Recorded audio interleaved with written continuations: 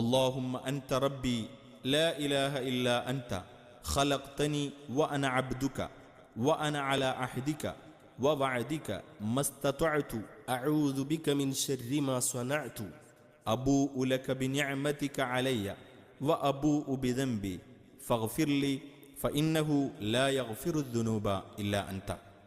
അള്ളാഹുവേ, നീയാണ് എൻ്റെ നാഥൻ, നീയല്ലാതെ ആരാധ്യനില്ല. നീ എന്നെ സൃഷ്ടിച്ചു, നിന്റെ ദാസനാണ് ഞാൻ. എനിക്ക് സാധ്യമാവുന്നിടത്തോളം നിന്നോടുള്ള കരാറും ഉടമ്പടിയും പാലിക്കുന്നതാണ്.